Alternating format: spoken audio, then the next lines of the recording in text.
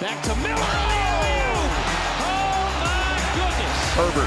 Sidearm sling, and it's a touchdown. Tyrese Maxey.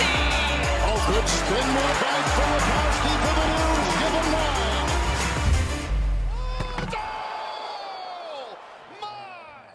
9.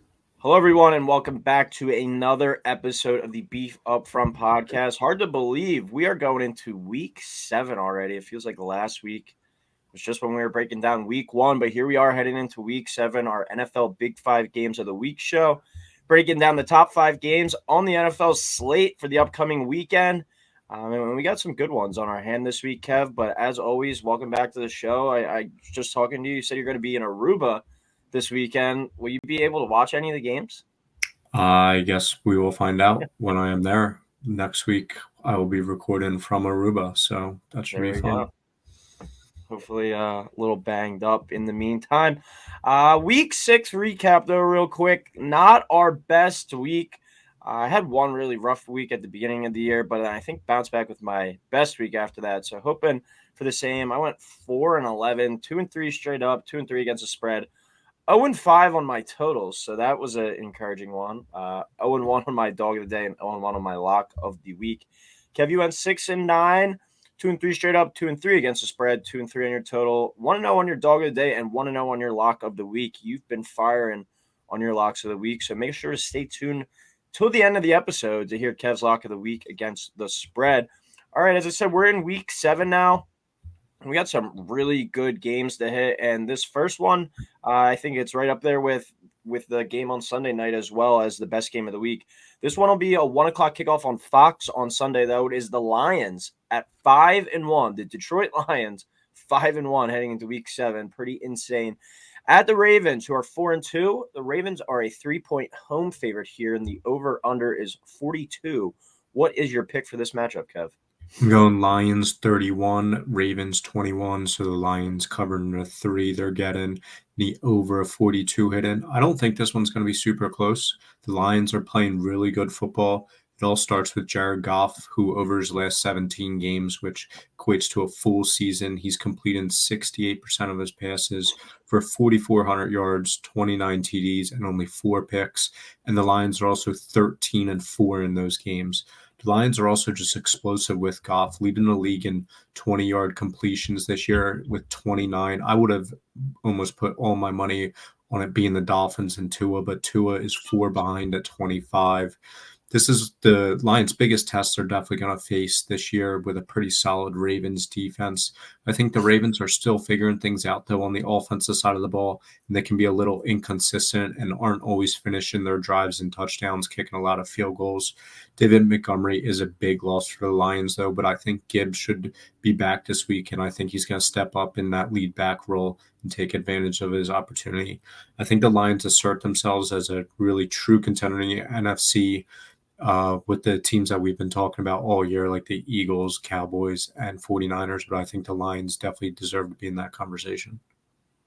Yeah, that was a good point you had with the Ravens, I think, in terms of their offense still figuring things out because, don't sit down and watch every single Raven snap, but when you're just tuning into them on the red zone, they still look a lot like they did last year. Like they made some improvements on paper at the receiver spot, but there's still guys dropping a lot of passes.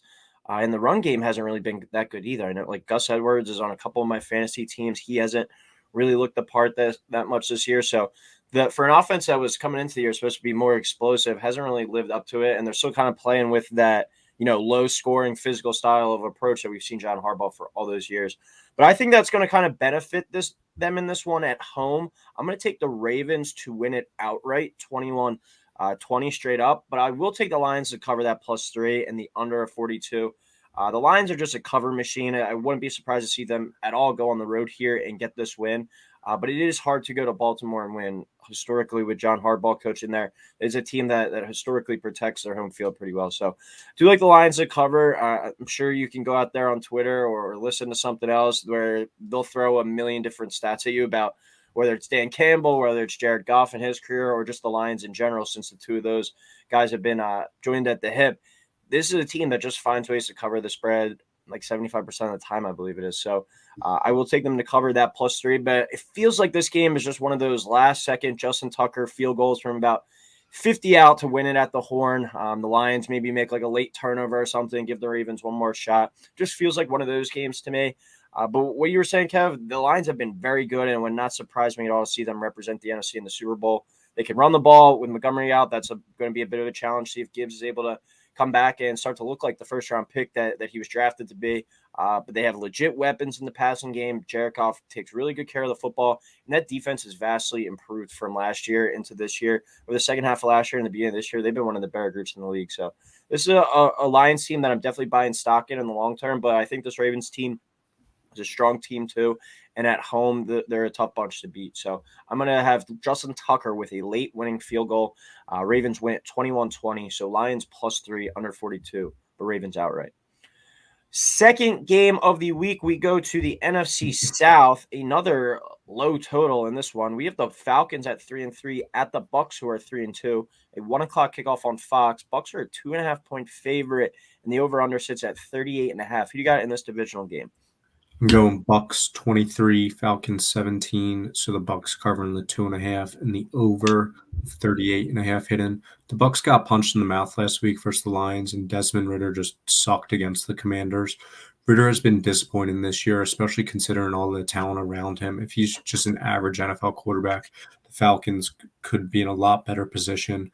The Bucs are pretty good against the run, allowing only 84 yards a game and only 2 rushing TDs this year. I think the Bucs will be able to limit the Falcons rushing, and the Falcons come in only scoring 16.5 points per game, and I think that's all they're gonna score here.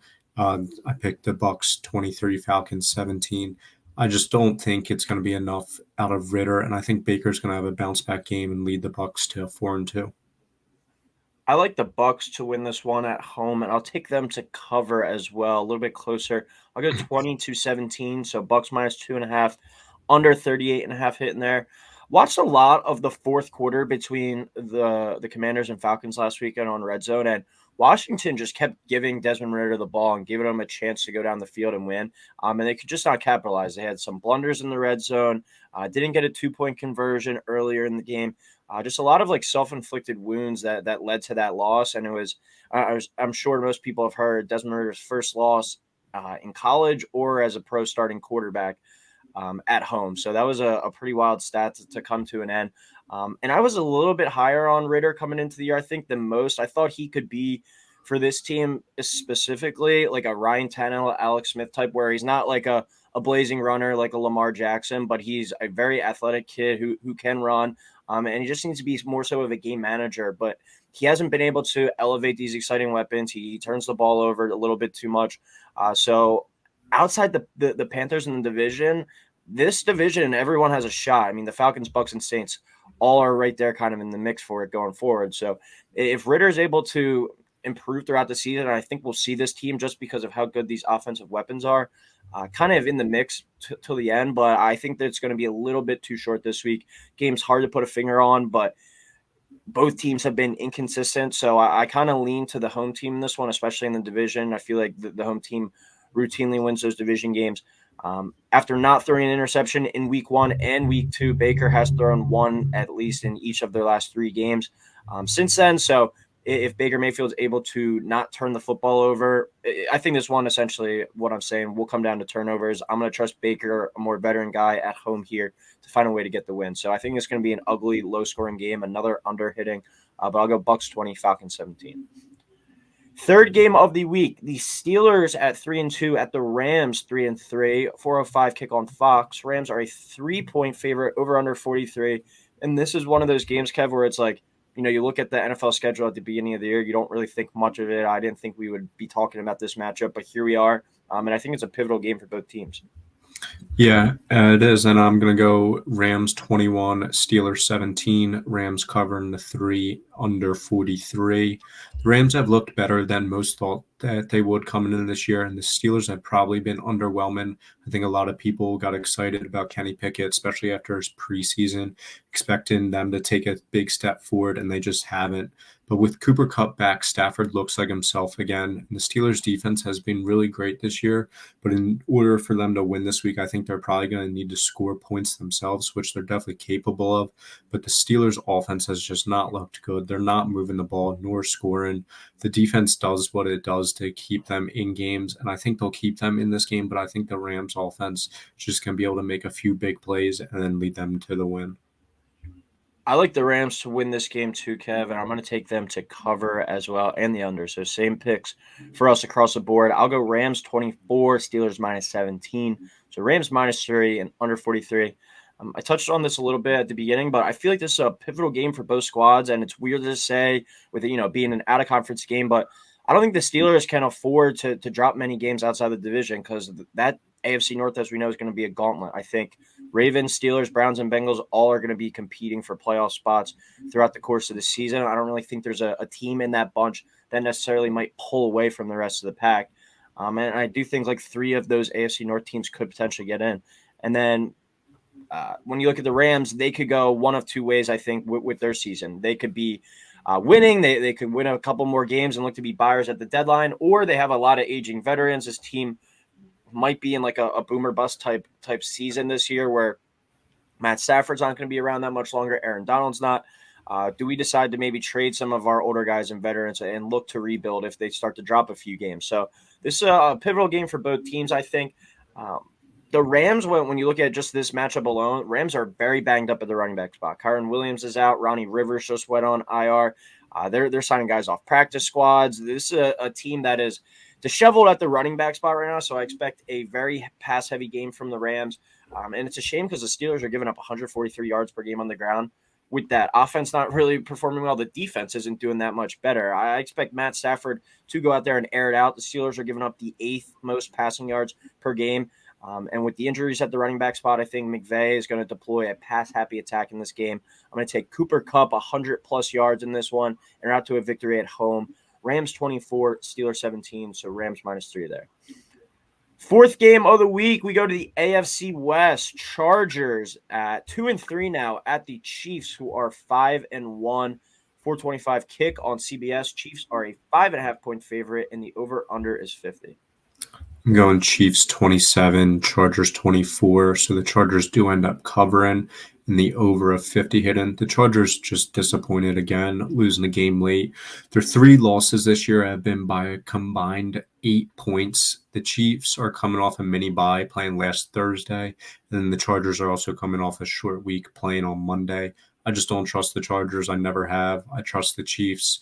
The Chiefs' offense has been less than ideal, but I'm still going to trust Mahomes. Anytime you have him, you expect the offense is going to be able to do enough to win. The Chiefs' defense is the real story of the Chiefs' season, though. They've been playing really well. It's probably the most complete defense that Mahomes has had in his career, which is scary for the rest of the NFL.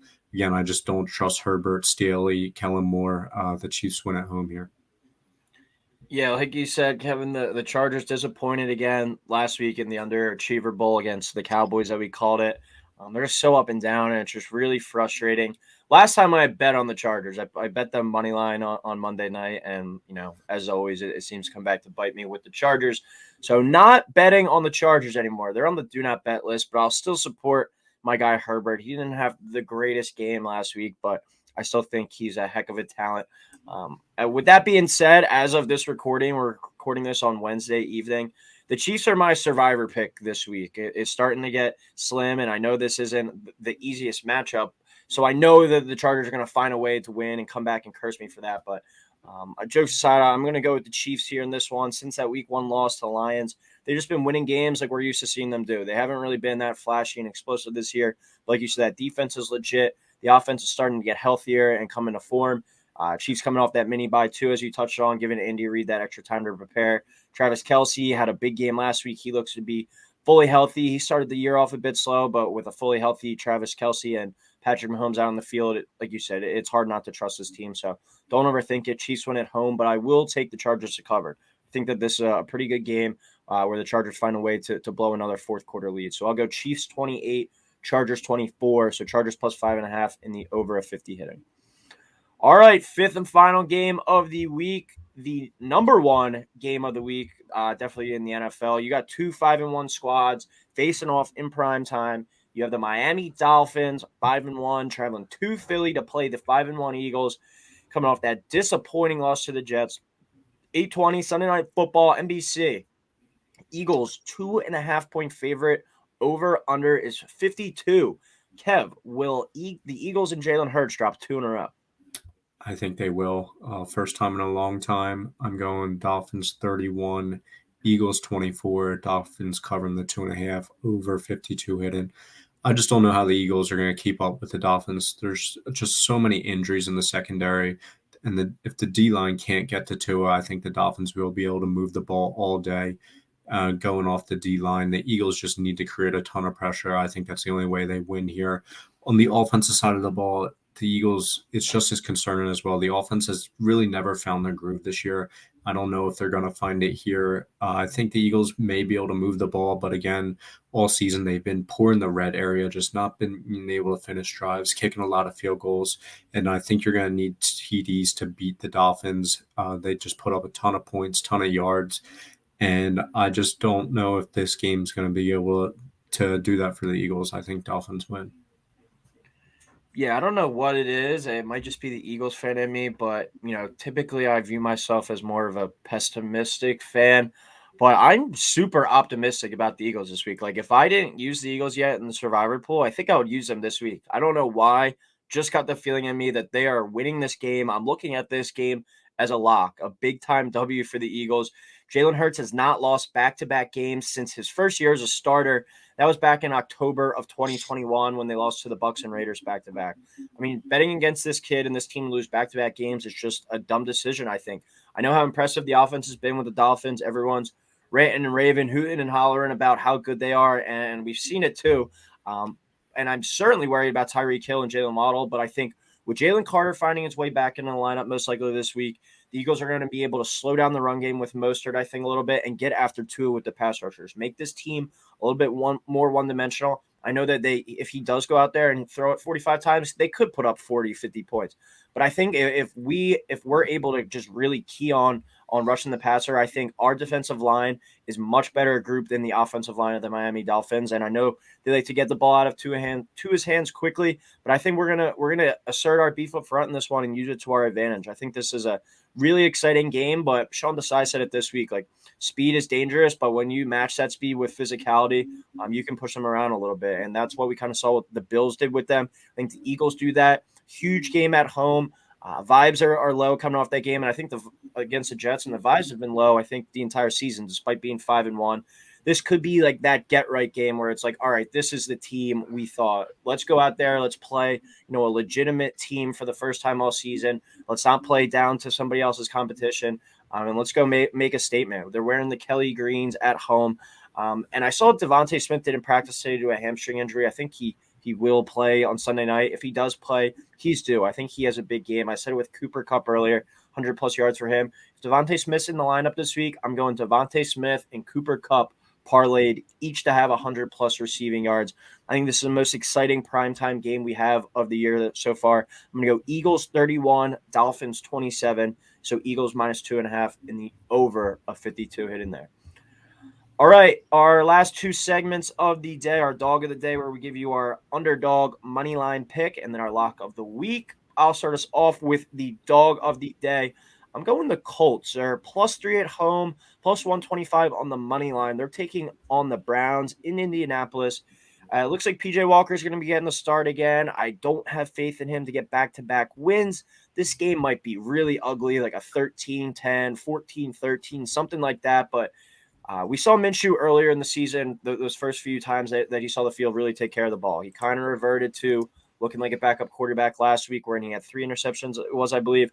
I think he takes better care of the football this weekend. This Browns defense that we saw last week against the 49ers is a legit group. That's why I think it's a really ugly, lower-scoring affair here. But I think P.J. Walker is going to give it up a few times. Maybe the Colts are able to get like a defensive touchdown. And I love taking both in the NFL and college the home dogs. I hit on it last week with Oklahoma State beating Kansas in the college game. I think we're kind of in a similar situation here. A backup quarterback traveling on the road. I think it's a good spot for the Colts to get another win. So give me the Colts +125 on the money line over the Browns.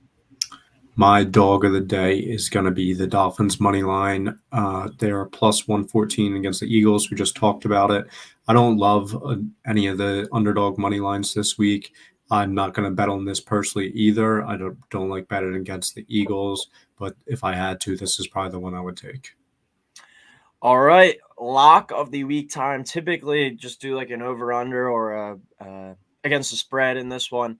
I'm just gonna go with the money line. I'm gonna bite the juice on this one, and I'm taking the Eagles money line as my lock of the week. -125. They opened as a 2.5-point favorite. I saw it down to 2. I think I might have seen it down to 1.5 at some point. So I'm not sure what it'll get to by game time or when this podcast comes out, but Eagles money line -125 versus the Dolphins. I just have the feeling in my bones that this is a game that the Eagles are going to come out, bounce back, win, and it's going to be an awesome game, I think, on Sunday night. But I think they just find a way to win the football game. So Eagles money line -125 is my lock of the week. My lock of the week is Bills -8.5 against the Pats. The Pats stink.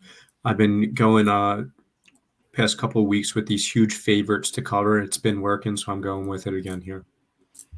All right, well, that will do it for NFL Big 5 games of the week. Enjoy the trip to Aruba, Kev, and I guess we'll talk to you next week, hopefully with a nice little beach backdrop or something. Yeah, nice little tan. All right, thank you everyone for listening. As always, please like, subscribe, and we'll talk next week.